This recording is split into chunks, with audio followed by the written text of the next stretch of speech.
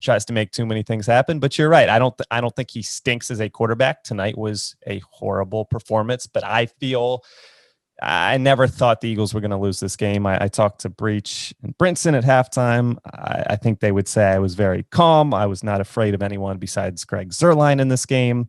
So, I never thought this game was in jeopardy. It's just disappointing to see a performance like that against a defense like that. Do you think if he had his choice that Doug would replace Carson? No. I mean, Doug should look in the mirror a little bit because he's not doing his thing either. I mean, some of those, just low percentage plays on 4th and 1 when the Cowboys have the worst run defense in the league. The 2-point conversions continue to be abysmal. There's a lot of decision-making from Doug that is in question, just like Carson this season. They came out and Boston Scott ran for 45 yards on the first 3 carries. Like that's 15 yards per carry. And then they just sort of got away from it. The Cowboys defense played better. Wentz, he just couldn't see the rush coming. It was weird. Like he's like standing there out in the middle of nowhere. There's no receivers in front of him. And there's a Cowboys player in a totally different colored uniform sprinting right at him. And he just doesn't do anything. He just got drilled. It coughs the ball up. Very uninspiring performance. He takes way too many hits. He can make some splash plays, but I just don't. This Eagles team will probably win the division and probably go to the playoffs. Washington can be in the mix, I guess, but it's this division is so bad.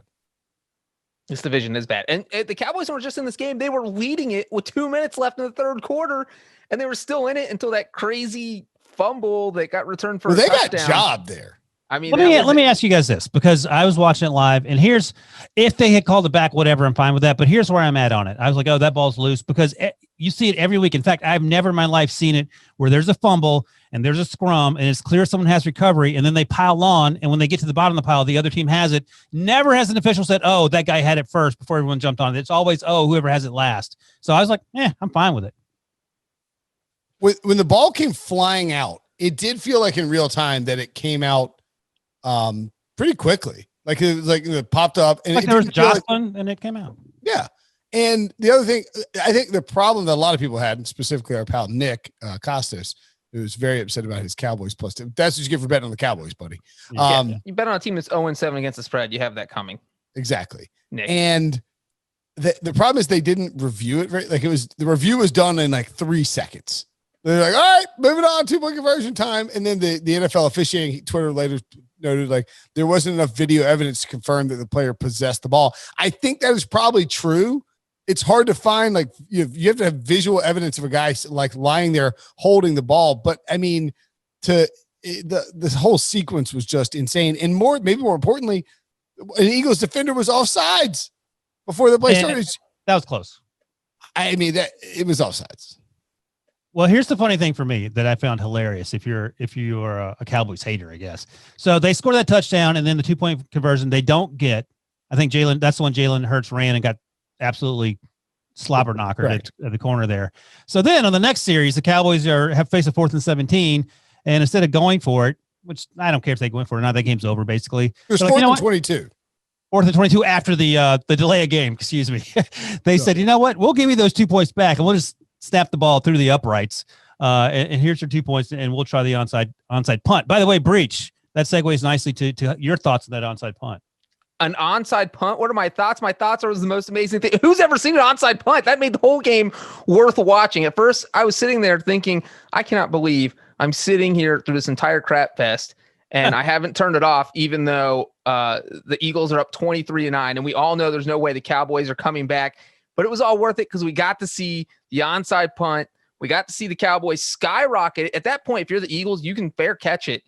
But I guess they had their hands team up there who you would think would be like good at catching the ball. Doug was not prepared for the I don't think that's anything they had ever practiced because they all looked lost and they just let the ball bounce. And there was like 7 Cowboys players there just ready to pounce on it. I mean, that was actually a pretty crazy play for that to have happened. And I will say that the Cowboys, as bad as they are, they've given us some fun special team stuff this year between the watermelon onside kick against the Falcons and obviously the onside punt and Greg Zuerlein hitting a 59-yard field goal outdoors on a Sunday night. It was a pretty wild special teams game. That's about all the Cowboys have going for them right now.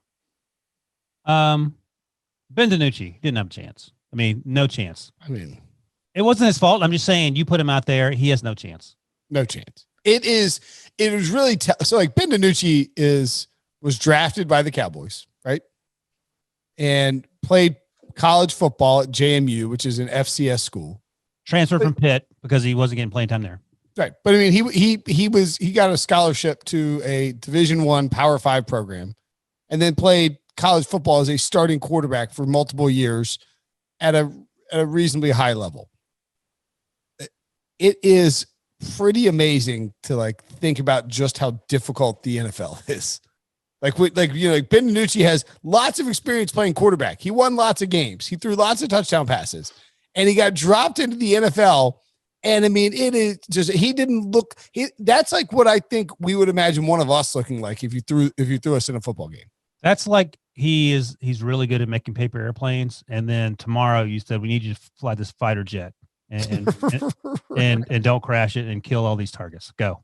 I mean, he couldn't like complete passes or lots of, it was pretty wild. And Kellen Moore brought out the kitchen sink. They were running reverses early on. They tried everything that they could think of to try and generate an offense. That was my problem. Where was all that creativity when you had Andy Dalton? Like, again, not that Andy Dalton is a superstar, but he is better than Ben DiNucci.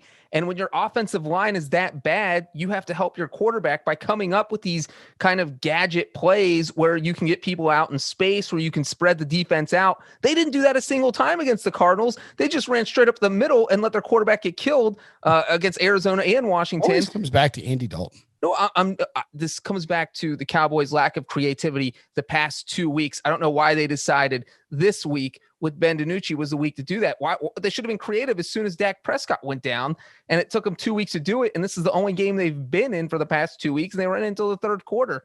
Why did it take them 3 weeks to come up with this? If I'm the Eagles, I am worried about how poorly we played against a terrible Cowboys. Why? Who is the second best team in this division you have to be worried about? Well, it's funny you should ask. The Eagles are actually minus 250 to win it at William Hill. Washington plus 400.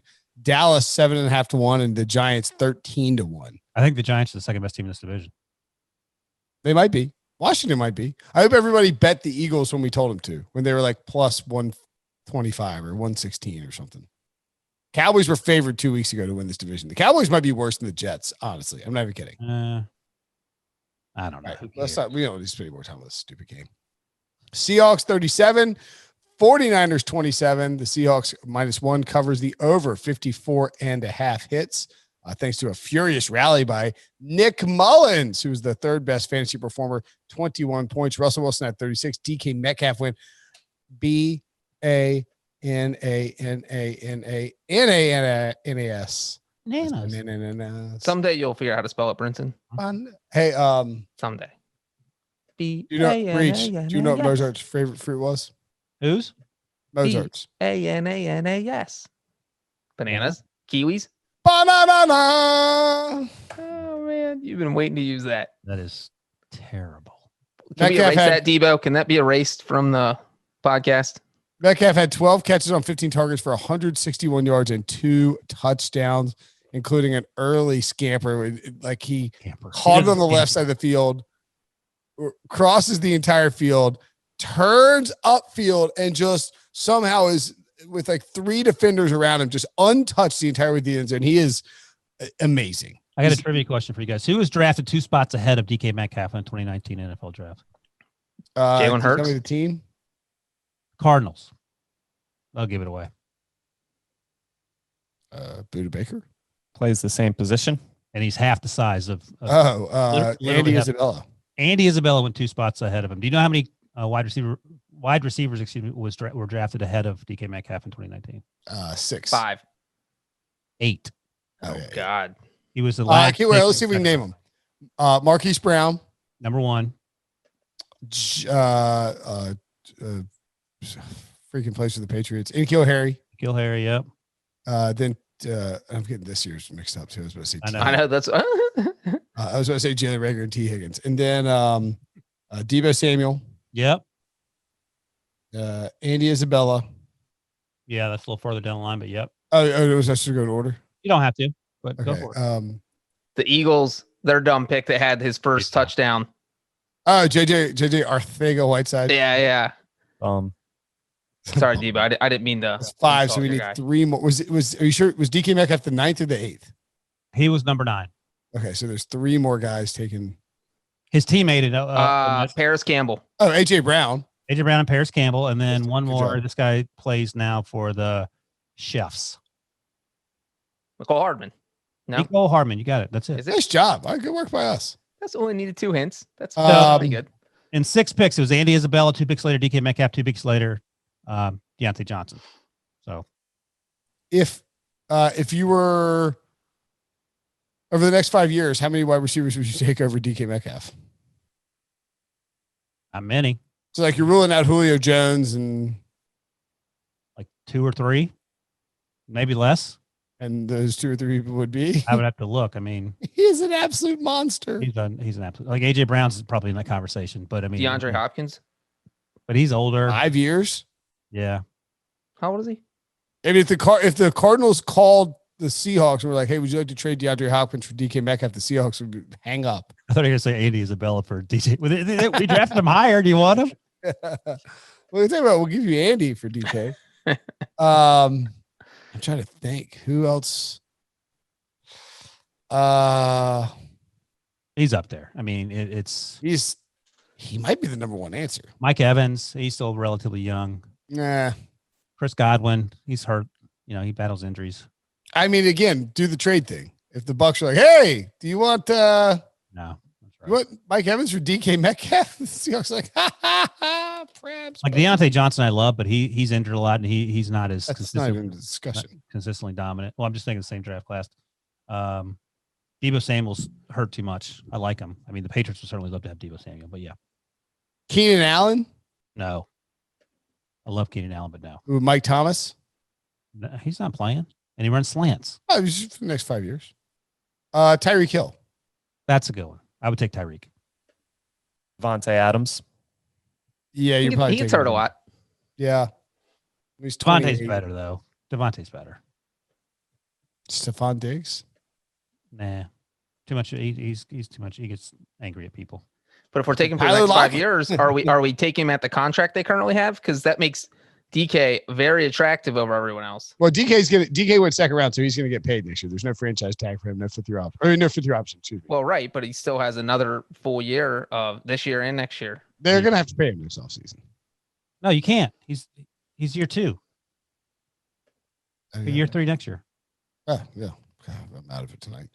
All right, I didn't mean to sidetrack you, so we can talk about this. No, it's fine. I mean, he's up there. I mean, it's BMAC made this point during the Sunday night chit chat.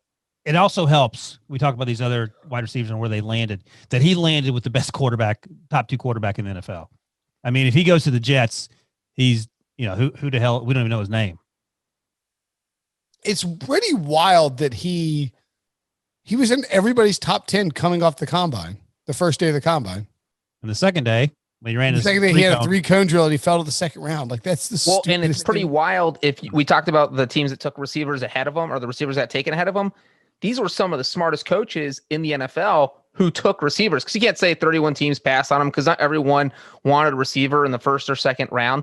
But you're talking about John Harbaugh, Belichick, Kyle Shanahan, Andy Reid, Doug Peterson, Frank Reich. Like, these were all very good coaches that decided that they did not want DK Metcalf. I think that's the most surprising part of all the teams that drafted receivers were teams, but for the most part, had very, very good coaches. I will say this, and this isn't a defense because everyone whiffed on this, because I think it was more to do with 3-cone drill than what I'm about to say. But DK had a neck injury that forced him to miss like half the season, I think, at Ole Miss. And I think there were some concerns about the neck injury. But if you kick the tires on him at the combine and you're happy with his health, then that's no longer an excuse. I think it was more to do with the 3-cone, which is, in retrospect, clearly asinine. Well, I saw Bomani Jones sort of talking about this, and I wonder, is it like, has DK just gotten a lot better than he was at Ole? Because he wasn't very productive at Ole Miss. I mean, he's just Ole Miss ran a weird offense, and Jordan. Yeah. I mean, I remember Dawson Knox talking about how he was underutilized. But also, I think we can all agree that Russ Wilson is better than Jordan Ta'amu. I think we can too. To my previous point, I mean, having Russ Wilson throw you the best deep ball thrower in football, hooking you up, 5, 6, 7 times a game. When you have Tyler Lockett over on the other side to kind of take some coverage off you too.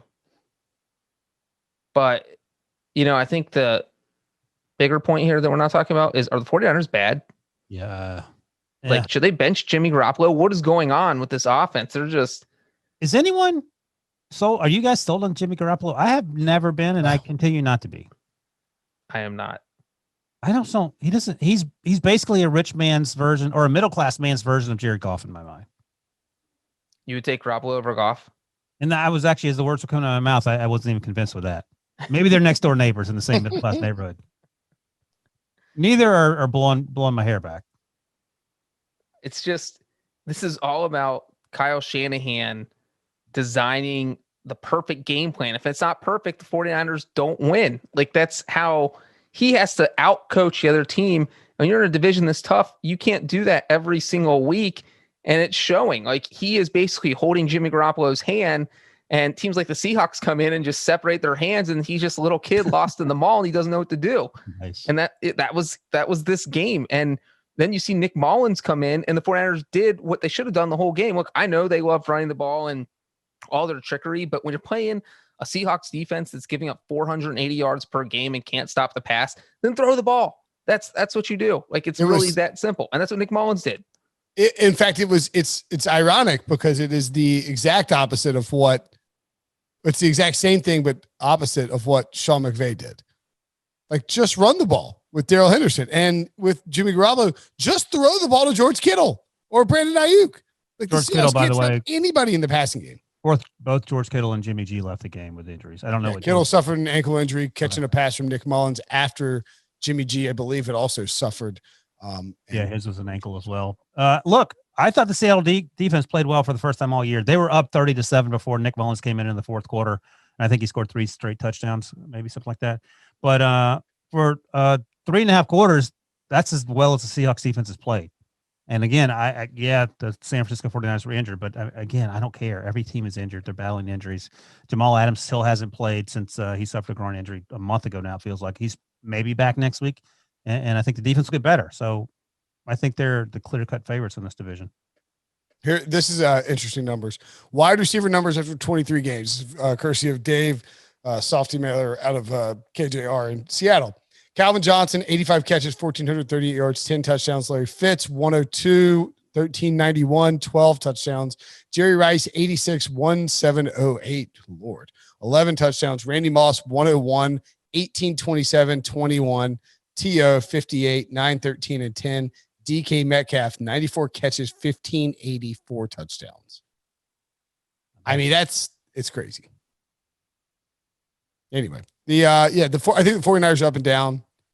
They're game plan specific. They are dogs at home against the Packers. You can run on the Packers, and maybe they'll be better. They got to get healthy. They need those running backs in Kittle. Kittle is a problem. Yep. All right, moving along to Bears Saints. By the way, was this kind of a boring week? The 1 p.m. games were not great, except for Ravens Steelers. Yeah, Scott Pioli made that comment as well. And other than the Ravens Steelers, which I enjoyed watching, obviously.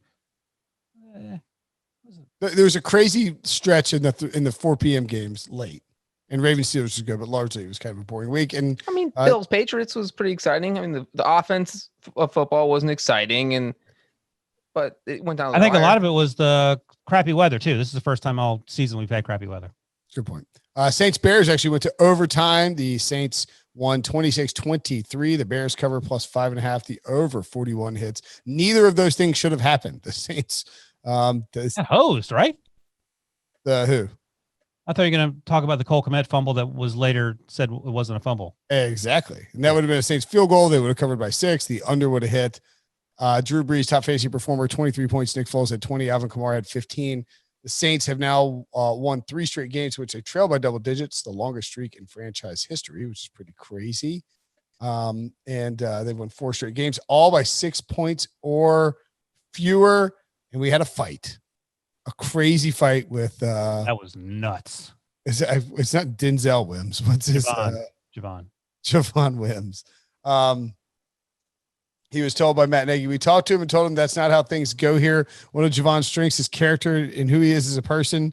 And he has since apologized, but there's no part of that in this game. Again, I still haven't seen it before. What I heard is not good. That's not how we roll here. And we'll be talking to him. So, Breech, set the stage. All right. So we had Javon Mims. All you see on TV is he goes Wims. up. Denzel Mims, Javon Wims. So many, you confuse me with all the names. Javon Wims. You just see all of a sudden there's a clip on TV where he just goes up to CJ Gardner-Johnson and just starts swinging punches at him. And everybody's like, what in the heck just happened? And luckily, because we live in the world of social media and people love investigating things, someone took their DVR, went back in the game to try and figure out why all this happened. So credit real quick to this at Evan Sachs on Twitter. He went back and saw that Gardner-Johnson knocked out Wims's mouthpiece earlier in the game. And then Wims wasn't able to get it because the defense went off the field. And so he had to sit on the sideline. His mouthpiece was out there. And then people were trampling on it because they didn't know it was out there. And then he finally went out to get it on the next series. And apparently he was still upset that it got knocked out in the first place. And maybe his plan was to retaliate by getting Gardner-Johnson's mouthpiece, but then it turned into a fight. So I don't know. But I think he actually, if you watch it, that's what he did. He walks around and it looks like he's tapping his chest. I think he actually yanked his mouthpiece out. I didn't know what that was at first because you see the back of Gardner-Johnson, and I thought at first it felt like that trick you do on your kid where you say, "Hey, what's that?" and you look down, you hit him up. I thought he did that trick on him, and then he just lost his mind. He was throwing haymakers with a guy wearing a helmet, and he threw a haymaker so hard it was open-handed. I think if you slow-mo it down, the Gardner-Johnson actually his head goes back like it's a movie, like an action movie. And I just will say this: it's unacceptable. You can't do that, no matter the reason. But Gardner-Johnson is also the guy that Mike Thomas started wailing on when he got suspended too. So maybe this guy's just an instigator. Well, when you see the clip, I mean, Breech said that Gardner-Johnson removed Wims. He jerked that thing out and looked to just throw it away like a used piece of gum.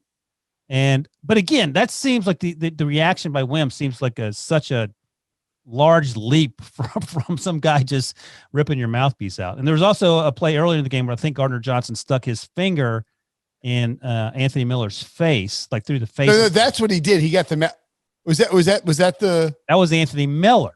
Oh yeah. They showed that on Fox. Right. Because is that Wims? And no, that's Anthony Miller. Rob was saying the it looks like he's messing with his mouthpiece too. So I don't know. That's definitely coded. Gardner-Johnson have a mouthpiece fetish? What is happening? He has to get along with others fetish because Michael Thomas was wailing on him as well. So I don't know what the real issue is.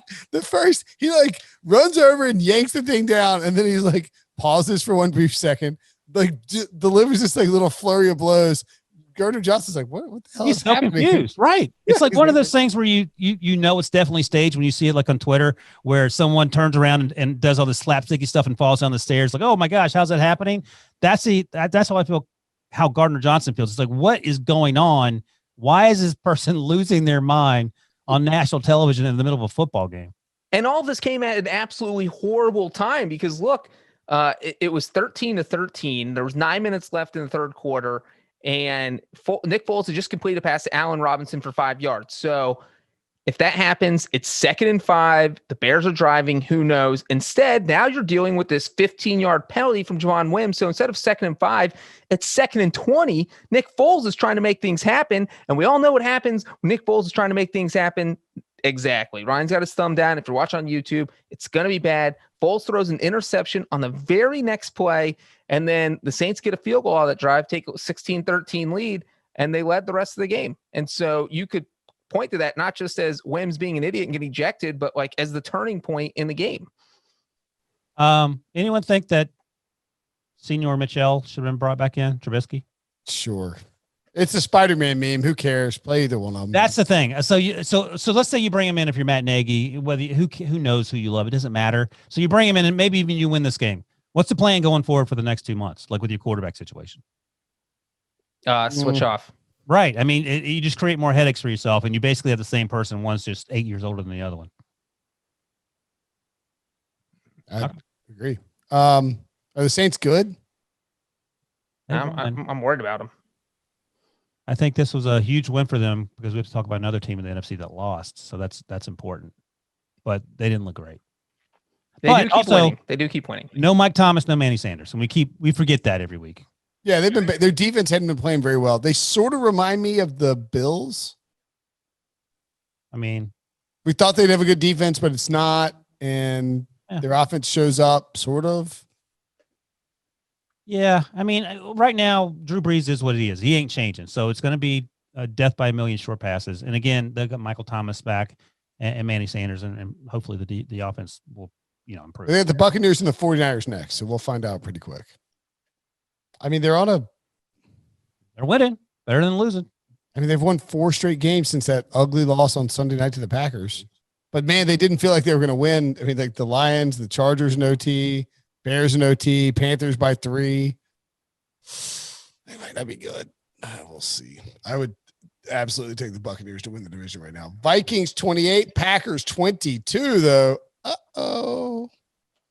Packers lost. Here's what Prisco said on HQ. This is not a good look for the Packers. It's not. The Vikings plus 5.5 covered the over 48. Dalvin Cook went nuclear. I think he had 4 touchdowns total. He had like 50 DFS points. Wow. Aaron Rodgers 27, Devontae Adams 23. You can just run all over the Packers. Right. And the Packers watching this game remind me a lot, and this was before the Seahawks played, but remind me a lot of the Seahawks. You have one player that the game goes through, your quarterback, and then if the defense ain't feeling like it, you're in deep doo-doo, even if you have a Hall of Famer playing out of his mind. And that was the case. And the funny thing is, like, Kirk Cousins was basically Kirby Cousins. He only attempted 14 passes, completed 11 of them, threw for 160 yards or 3 fewer yards than what Dalvin Cook ran for. But he has translated that into 30, whatever he makes, $25, $30 million a year as the ultimate game manager, because this is how you have success with Kirk Cousins. He ain't coming back. We've established that. He'll make a ton of mistakes if you force him to throw the ball a lot. You need a running game, and they had that this week. Obviously, Dalvin Cook can't sustain this every week, but he has to rush for 90 to 100 yards to give him a chance. I mean, Mike Zimmer definitely thinks he can, because that's Zimmer's whole entire game plan every week is let's get Dalvin Cook to 163 rushing yards, and there's no way we'll lose.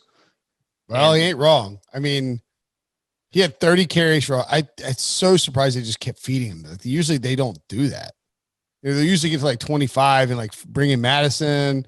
Cousins threw again 14 times. They weren't throwing. They didn't want to throw the ball. I mean, 2 catches and 63 yards and a touchdown for Dalvin Cook. I mean, they were going short yardage, and he scored on each of their first 4 drives, becoming the first player to score a touchdown on each of his team's first 4 possessions of a game in NFL history. Yeah, it was pretty amazing. By the way, the Packers were getting the doors blown off in the second half. They only had 14 points at the very end. They scored. Devontae Adams scored a touchdown, I believe. They had the ball with a chance to win. And the Vikings defense showed up and forced Aaron Rodgers to fumble. By the way, fun fact, Travis Fulgham, who is now arguably the best player on the Eagles roster, got cut by the Packers this summer. You think they need a wide receiver? That is a fun fact. Yeah. I didn't know that. Why does everywhere that Yannick Ngakoue goes stink? Like the Ravens lost. Well, the Vikings won today. He's gone. Yannick. I'm just saying. I don't think the Vikings are going to get back. It's good to see them being frisky. Zimmer needs this. They're still in last place in the division. Yeah, for sure. No, they're not good. But Zimmer needed this. That's a bad loss, as Pete said. It's not a good let me ask you this. I'm gonna list you their next 5 games, and you take 1 second and tell me what you think their record is. The Vikings? The Vikings. Okay. Lions, Bears, Cowboys, Panthers, Jacksonville. That's 3 wins there, but can they win 3 games? That might be more. I don't think 5-0 is insane. Stop. Oh my God. You guys are. Someone give Breech a drug test right now. He just said a 2-win team can reel off 5 in a row. Do not cut this if they reel off 5 in a row, Debo. Debo, please cut it. And then Ryan can apologize. I know. I will apologize. But I mean, you've seen this team play. So let me ask you this. If Dalvin Cook gets 163 yards in the next 5 games, they will definitely win those games. The Vikings are 2-5. They have the same point differential as the 5-3 Cleveland Browns. Okay. Neither team is probably going to the playoffs. Oh, what a shot at the people of Cleveland, Ryan. What did they do to you? Did they hurt you? No. I do think there's a chance they could win 3, 4, or even 5 of those games. I don't think I will give you 3. 3 This max? Yes, max. This team sucks. How are they going to win games unless Dalvin Cook? Does Dalvin Cook have 200 carries in him in the next 5 weeks? Maybe. No. Time to a contract extension. He's really good. He just came back from injury. I don't care. All right. Well, good. I hope they go 5-0 so I can apologize to everybody. All right, Breech. Time for your Peacock performance. Oh, actually, before we get there, on a scale of 1 to 10, how worried are you about the Packers? 1. 4. They're still the second best team in the division after the. No, third. Sorry, they're third. Conference. Sorry, right. Behind the Seahawks, Buccaneers, and Bucks, and then Seahawks for me. I'd say I'm like a 5 or a 6 in the Packers. But they're still they can't play from behind, and their defense isn't good. I'll give you 5 and a 6 for Super Bowl. I'll give you 1 for playoffs. I mean, they're going to the playoffs. They'll have a home game and they'll win 1 or something. Well, I don't think they care about going to the playoffs. Though. Bengals 31, Titans 20. The Bengals plus 7 covers. The over 49 hits. Ryan Tannehill and Joe Burrow tied for the top fantasy performer at 21. And the Bengals were feeling it. After the game, they tweeted out, "So look, thanks for coming out, experts," with like a link to ESPN's experts who all picked the Titans to win, which is a little weird because the Bengals have 4 wins in the last 2 years. So you'll forgive anyone for not picking them to win outright, which John Breech didn't even do. They're 6-2 against the spread. I picked them to cover the spread, Brinson. That is all that matters. You know what, though, is even with the William Hill numbers, I think 90% of the people bet on the Titans. The big reason was the Bengals, we always talk about everyone's injured. They had everyone injured. Starting left tackle, starting right tackle, starting center. Joe Mixon was out. There was no one there. This was all Joe Burrow making everything happen. And I think like the first 6 weeks of the season, we've all seen – first 7 weeks of the season, we've all seen that he has these flashes of talent. He can keep the Bengals in games. I mean, we've seen it since week 1 when I won't name he who shall not be named, missed that field goal against the Chargers. Oh, he missed. Oh, and he may have pulled a hamstring or a muscle, and there is complete elation. And then they lost a couple 1-score games to the Browns. They blew, I think, a 20-0 lead to the Colts or whatever. It was a huge lead. And so it was the question was, what if they put it all together? What if their defense plays a good game? Joe Burrow plays a good game. What's going to happen? And this is what happened. They beat a very, very good Titans team, and they did it. Whoa. The Titans are fine. What? A very, very good Titans. Yes. Titans defense is terrible. But the Bengals have they signed Quentin Spain and had to trot him out there. And I'm not suggesting that it was a surprising victory, but Breech just called the Titans a very, very good Titans team. They are. I'll give Breech that. Let Breech have his moment. I can't believe Brinson is trying to hate on this win by not calling the Titans good. Like, that's your argument? That's insane. You need to take a nap, Brinson. You need to take a nap. Okay. Titans are one of the best teams in the AFC, and they lost to the Bengals. They are a team in the AFC. Stop. But no, I think that was the surprising part was how well the defense played. The Titans only had 7 points going in the fourth quarter. They got a couple garbage time touchdowns, and Joe Burrow was absolutely clutch. The Bengals are fun to watch. So I'm going to tell anyone, if the Bengals are on in your area, you should watch them because they are fun to watch. They're only on in one area. In Cincinnati. Regional Cincinnati. I agree. I think the Bengals are fun to watch. Joe Burrow is awesome. He's 26-37 with 249 and 2 touchdowns. Joe Mixon was missing, as you mentioned, that the tackles were out. T. Higgins is good. I don't know why I fell for the T. Higgins pre-draft stuff. T. Higgins is just good. Swing and a miss. I hate it. You got to get off Twitter the last 2 weeks of the draft season. I loved T. Higgins in college. He was good. He was awesome. Didn't you like him? Yes. And I got talked into you talk to people and like, oh, yeah, can he separate? Hey, so can he separate? It's like the same thing happened with Mike Williams. Guess what? He can separate. Yeah. Tyler Boyd's really good. AJ Green's not good. AJ Green had a good 2 weeks and then fell back to earth. Gio Bernard did some stuff. Samaje Perine scored a touchdown. Corey Davis went off for the Titans. 8 catches, 128 yards and a touchdown. He keeps going off. Yeah. AJ Brown had a touchdown catch as well. And Derrick Henry, 18 carries, 112 yards and a touchdown.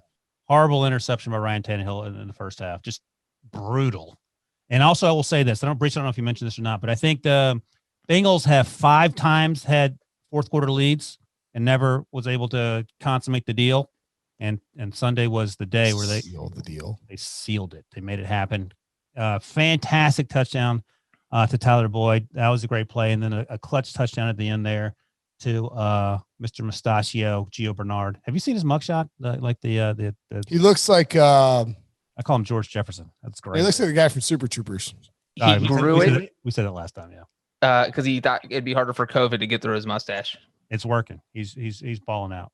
Yeah, you're right. That's a fun team to watch. They're doing well. And I'll be honest, I think they're going to have some more upset wins in the second half of the season because they're starting to gain confidence. The only issue is they're going to save Zach Taylor's job. Breech. Funny you should say that, Wilson, because you know who their next game is against? The Pittsburgh Steelers. That's right. They get the week off. They do. The Raiders 16, Browns 6. By the way, we haven't mentioned the Colts yet. We'll get to the AFC South when we get to the Colts. Raiders 16, Browns 6. This game was played in a Thunderdome in terms of weather. The Raiders +1 hit, the under 47.5 hit. Derek Carr, your top fantasy performer, Josh Jacobs. Derek Carr had 14 points, Josh Jacobs 12. I don't think you can take too much away from this, except that just like Kyle Shanahan and Sean McVay, Kevin Stefanski got way too cute with this game. What are you doing? Why would you only give Kareem Hunt 14 carries? This should have been a feed Hunt game. Josh Jacobs had 31 for 128. Like, the Raiders can't stop the run. You got to feed him in that spot. Baker Mayfield cannot throw 25 times in that sort of weather. 50-mile-an-hour gusts. By the way, I predicted this upset. So thank you. Is there even an upset? I mean, so did I. But yeah, I mean, there's nothing. David Njoku dropped the ball that hit him in the hands late. Jarvis Landry got unlucky and had a touchdown overturned that he didn't quite catch. It wasn't really a drop. Hunter Renfrow had a ball that he caught in the end zone that could arguably have been called the other way. So some things went their way, but yeah, I think at the end of the day, you just run the ball. I went 3-10 straight up in the NFL week. That's pretty. Yeah, I was laughing at that. You need this is one of the games you got, Brinson. That's big. That's one of the games. No, they had me down for Cleveland. That's what you told me. So Breech, in terms of the field goals, which were going like hard left, aren't you? I mean, do you have the nerve as a field goal kicker to put the ball outside the right upright, knowing that it's going to come back left? So a football is so heavy, you don't ever think that like you're not going to aim to miss, because if the wind stops gusting the instant you kick it, which is even a 50-mile-an-hour wind, it might take a 2-second break. And if it does that, then you just miss. So you cannot aim to miss. So you might aim if the wind's blowing left, you might aim like when you're playing golf, you don't, like you can aim like for a slice. Like you don't want to do that for. Right. So you might aim a couple feet inside the right upright if the wind's blowing left. And if people have not seen replays of these field goals, Daniel Carlson tried a 41-yarder in the first quarter. It was going right down the middle, and the wind just blew it left, and it hit the left upright. And then Cody Parkey, poor Cody Parkey, my God, I've never felt more sorry for a kicker in my entire life. It is 16-6. If he makes this field goal, there's 1:58 left. It's from 37 yards out. And if he makes it, it's a 1-score game. And you know what happens? The wind gods took the football and just threw it out of the stadium. I mean, same thing. It was going right down the middle, except he took the wind to account more than Carlson did. And again, it just blew straight left. It was insane to watch. You should find the replay if you have not seen these field goals, because they were crazy. We forgot to mention, I don't want to go back quickly, but Steven Gostkowski honked again, another field goal in that Titans. He hit the upright from 53, and it was windy in Cincinnati, so I'm going to give him that one. I'm going to give him a pass on that one. Okay. This is a bad loss for the Browns. I mean, like you give him a pass because the weather was bad, but you needed the Raiders were able to play in it. I mean, someone had to win that game. I'm just saying, like, the Raiders come to town. They're a West Coast team. They're coming into Cleveland in this nasty weather. You've established yourself as one of the best running teams in football. This is a great spot for you to just pound the ball down their throats, force Derek Carr to throw the ball a bunch, and then you get out of here with a win, and all of a sudden you're 6-2. And with the Ravens. The Ravens, yeah, for second place in the division. And instead, again, they just let Baker Mayfield throw. Like, this offense is not better without Odell Beckham. That narrative is stupid. Yeah. It's not. Well, the weather was a big issue. I mean, they need Odell Beckham. Yeah, when he's playing like Odell Beckham, but has he really done that in Cleveland? Look, the Raiders did what the Browns needed to do, and they won this game. All right, moving along. Yep. Because it is. I'm like, why am I more tired than normal? All right, daylight. Fun fact: the Cleveland Browns are 5-0 this season when they score 8 or more points in a game. That's all they have to do is score 8 points and they win. That's a fun fact. Broncos 31, Chargers 30. Oh my gosh. The Broncos +3 covers the over 44.5 hits. Justin Herbert leads the way with 27 fantasy points. Drew Lock had 25. I don't know how the Chargers lost this game, but they are a magical unicorn with an ability to find new ways to lose football games every single week. It's incredible to see. I mean, this team has now lost, I believe Joe Reedy tweeted this out, 4 consecutive games where they had 16 points or more, a lead of 16 points or more. No, that's worse than the Falcons. They've blown 16-point leads because they beat Jacksonville. They blew a 16-point lead against Jacksonville, but they ended up winning. So the stat was a little confusing because they won one of the games. Okay, here it is. They're the first team in NFL history to blow a 16-point lead in 4 consecutive games. And if you go back to the fifth game, that was the Chiefs game they should have won, and they turtled up at the end of regulation and lost in overtime. Since 2000, teams are 831-8 in games where they're leading by 21 points with fewer than 7 minutes to go in the third quarter. The Chargers have lost 3 of those 8 games and 2 in the last 2 weeks. And to add on to that, the Chargers are 0-3 this season when they have a lead of 17 or more points. Every other team in the NFL combined 52-4. It's unbelievable. And Drew Lock was playing like dog crap until about the fourth quarter. I think, let me check. They have 2 straight touchdowns or 3 straight touchdowns. He was awful in this game. So they had 3 straight touchdown drives in the fourth quarter. But the end of the third quarter, he threw a god-awful interception. That should have been a wrap. That should have been over. But, of course, it wasn't. I thought, again, Justin Herbert played really well. The Chargers defense just fell asleep in the fourth quarter and somehow lost that game. I think the passer rating. What'd you say? Drew Lock had a better game than Justin Herbert. Oh, you're looking at the passer rating? I mean, Drew Lock was 26-41 for 248, 3 touchdowns, 1 pick. Herbert was 29-43 for 278, 3 and 2. Yeah. No, I mean, I saw the game. I mean, you watched the game and Herbert was a billion times better than Lock. Drew Lock in the first 3 quarters, 13-25 for 98 yards, 0 touchdowns, 1 interception. Drew Lock in the fourth quarter, 13-16 for 150 yards and 3 touchdowns. Whew. I mean, that's insane. Like, that doesn't even make sense. And Joey Bosa went out. I feel like that probably played a big part in that because the Chargers pass rush kind of disappeared. And coincidentally, that also happened to be when Drew Luck started playing like 2013 Peyton Manning, who was also the last Broncos quarterback to throw 3 touchdown passes in a fourth quarter. The loss is inexcusable. But again, we've been saying that every week that the Chargers. I mean, the Chargers should be like 5-2. Like the Chargers and the Bengals could be 2 of the best teams in the AFC. They could be playoff, but they're not. Yeah, not as good as your Falcons, you two. But yeah, I mean not Falcons. I'm sorry, the Vikings, who are going to go 5-0, but they're close. Since the beginning of last season, the Chargers are 3-14 in games decided by 8 or fewer points. The Bengals are 1-12-1.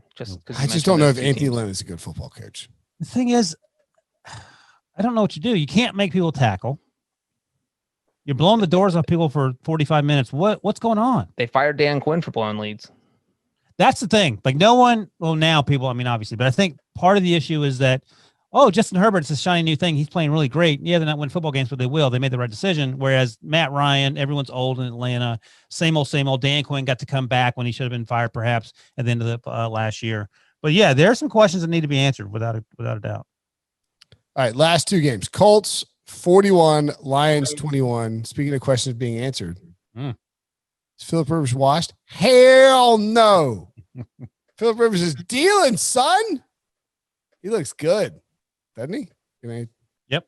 Colts minus 3.5 hits, over 49 hits. Rivers and Stafford both had 28 fantasy points. Jordan Wilkins had 18. God, Jonathan Taylor, tough.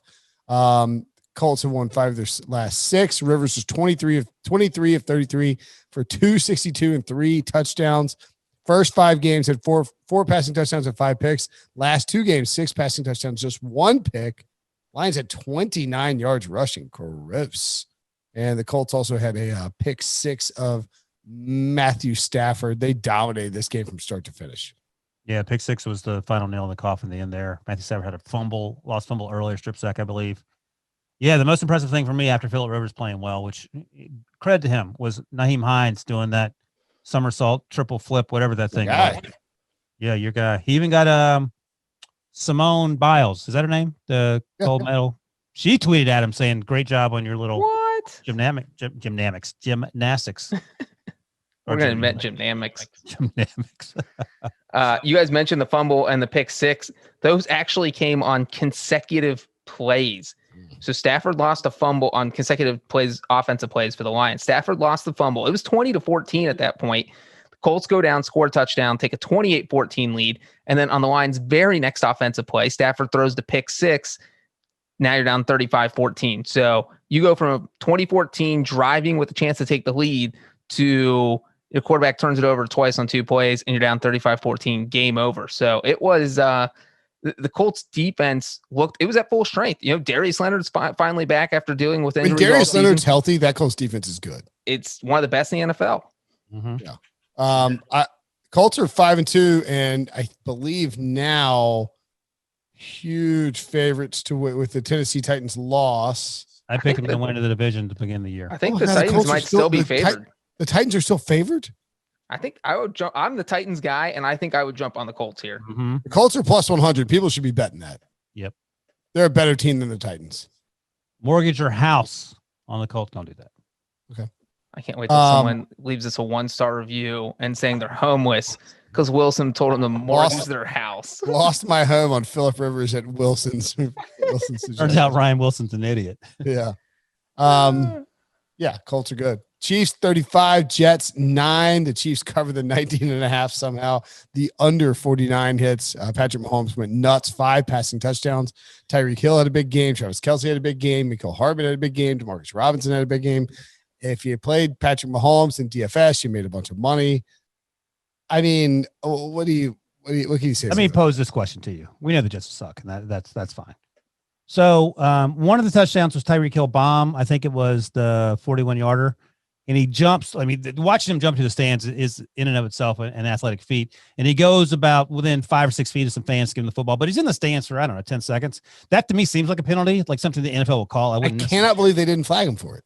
Later, they flagged Travis Kelce for doing the Tony Gonzalez dunk on the goalpost, because the goalpost dunking is still illegal. You can never remember the rules, but I didn't know how one was illegal and the other was like, just go up in the stands and hang out in these COVID times. Ryan, jumping in the crowd during a pandemic's not illegal.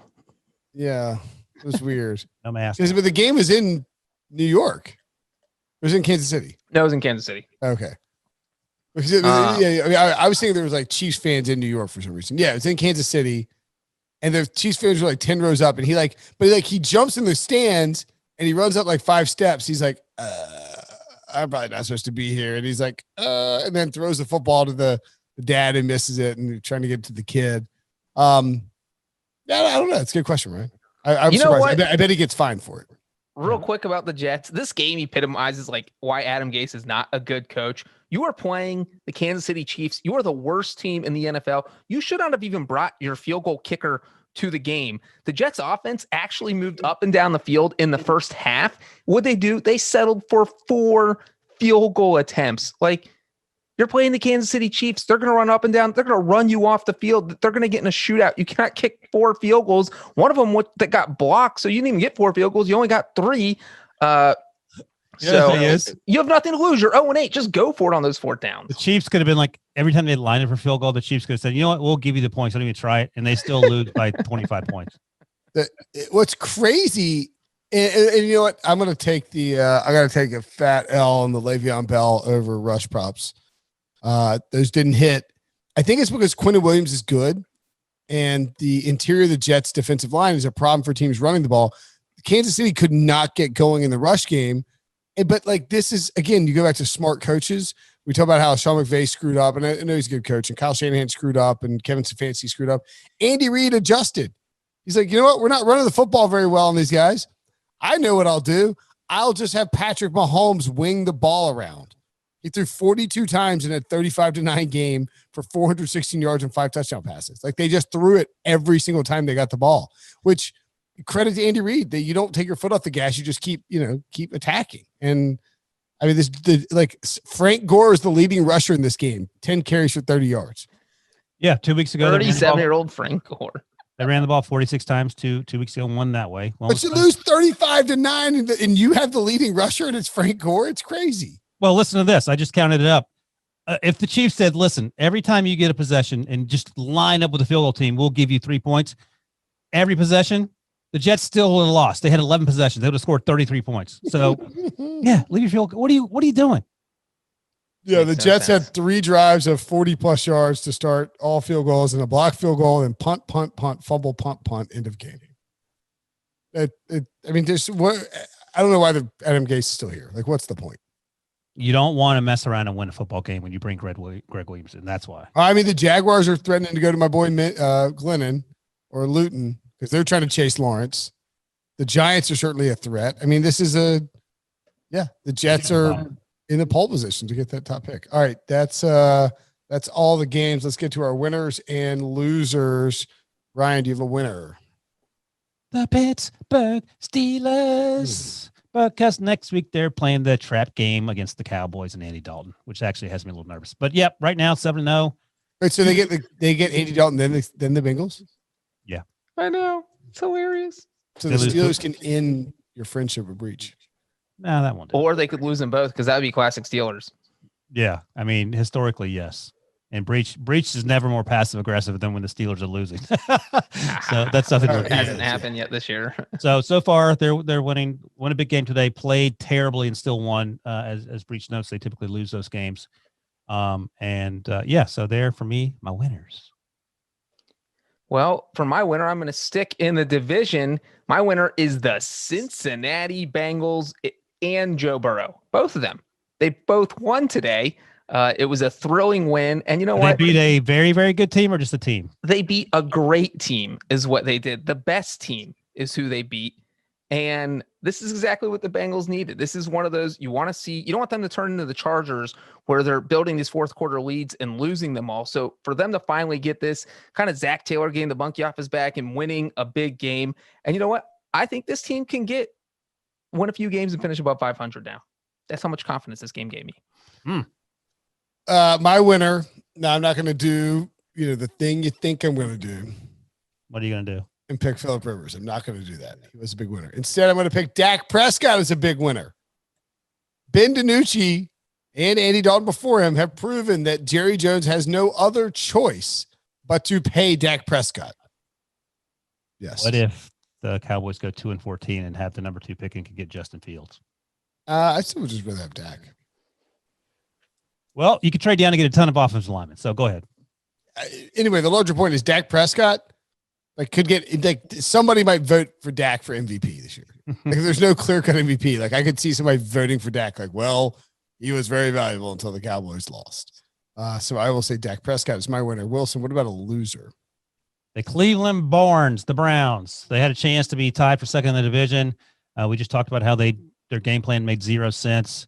No Odell Beckham, but I think they still should have won that game. And, they lost to Derek Carr and the Las Vegas Raiders. My loser is, I don't even want to say this because this guy doesn't lose anything. Bill Belichick. You know what? You made a gamble. You didn't want your 43-year-old quarterback and you thought you could win without him.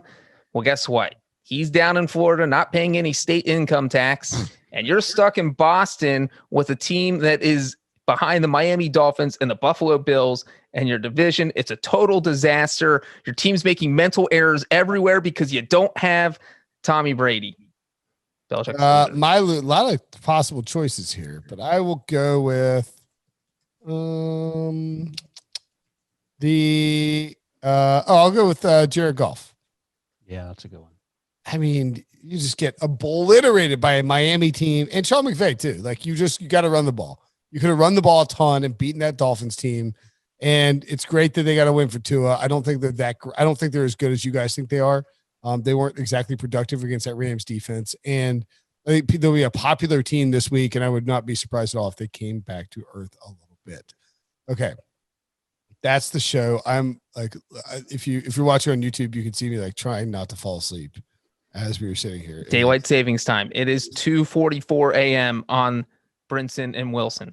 1:44 for me. I mean, like Wilson's got to drive 4 hours home tomorrow. Yeah. 1 hour. 1 hour home tomorrow. Depending on how fast you drive. All right. We'll see you later. Get a helicopter.